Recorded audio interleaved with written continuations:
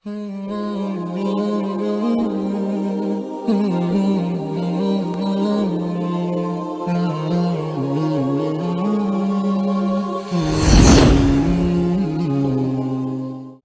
کی بہت اہمیت ہے،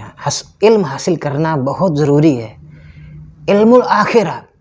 وہ علم کہ جس سے ہم آخرت میں کامیاب ہو جائیں۔ مالک بن دینار رحمہ اللہ بہت بڑے بزرگ گزرے ہیں، بڑے اولیاء میں سے تھے، محدث تھے، عالم تھے۔ ان کا بڑا خوبصورت قول ہے، اذا طلب العبد العلم لیعمل بہ کثرہ علمہ، جب بندہ علم اس لیے حاصل کرتا ہے تاکہ وہ اس پر عمل کرے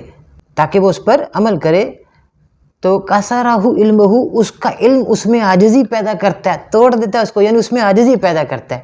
وَإِذَا طَلَبَهُ لِغَيْرِ الْعَمَلِ زَادَهُ كِبْرًا، اور جب وہ بندہ علم حاصل اس لیے کرتا ہے، عمل کے علاوہ کسی اور مقصد کے لیے علم حاصل کرتا ہے۔ وَإِذَا طَلَبَهُ لِغَيْرِ الْعَمَلِ، اور جب وہ علم عمل کی نیت کے علاوہ کسی اور مقصد کے لیے، کسی اور نیت سے حاصل کرتا ہے، دینی علم حاصل کرتا ہے، تو زادہ کبرن،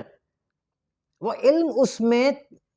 تکبر کو بڑھا دے گا، وہ علم اس کو متکبر بنا دے گا۔ یہ دینی علم کی بات کر رہا ہوں۔ علم اس لیے حاصل کرتا ہے کہ وہ اس پر عمل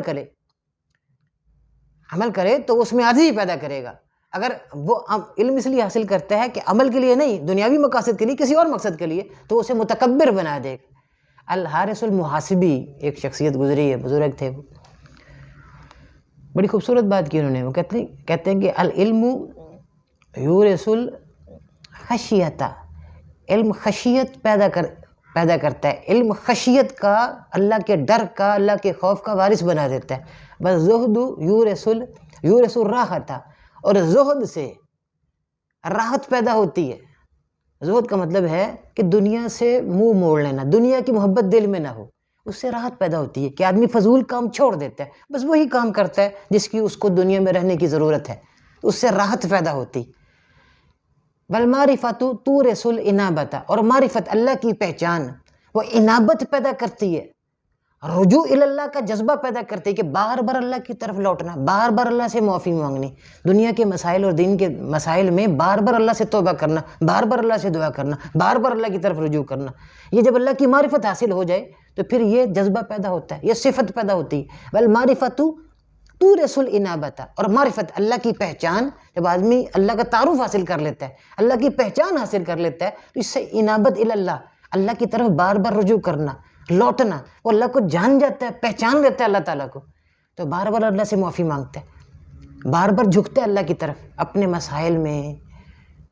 اپنی ضروریات میں اللہ کے سامنے گڑ گڑاتا ہے، راز و نیاز کرتا ہے۔ عبداللہ بن مسعود رضی اللہ عنہ کا بڑا خوبصورت قول ہے،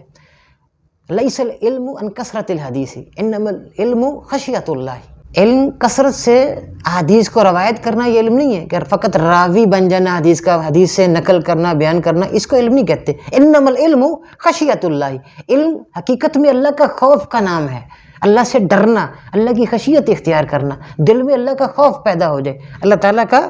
ڈر پیدا ہو جائے، یہ ہے علم حاصل کرنے سے اللہ کا ڈر پیدا ہو، گناہ چھوٹیں، نیکی کرنے کا جذبہ پیدا ہو، آخرت کی یاد تازہ رہے، آخرت کے لیے عمل کریں۔ حقیقت میں یہ منشا ہے علم کا، حقیقت میں حصول علم کا منشا ہے اللہ کی پہچان حاصل ہو، اللہ کا تعارف حاصل ہو، اللہ کی توحید کا فہم ہو، اور علم ہو کہ شرک کیا چیز ہے، سب سے گھناؤنا عمل ہے، سب سے بڑا گناہ شرک ہے، کہ جو شخص مشرک بن جاتا ہے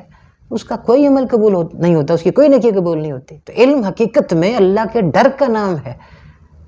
اللہ کی خشیت کا نام ہے علم۔ یہ نہیں کہ بس کتابوں پڑھتے چلے جانا، کتابیں پڑھتے جانا، ڈھیر لگا دینا کتابوں کے، روایات کو بیان کرنا، صرف یہ مقصد نہیں۔ تو اللہ تعالیٰ ہمیں توفیق دے کہ ہم علم حاصل کریں،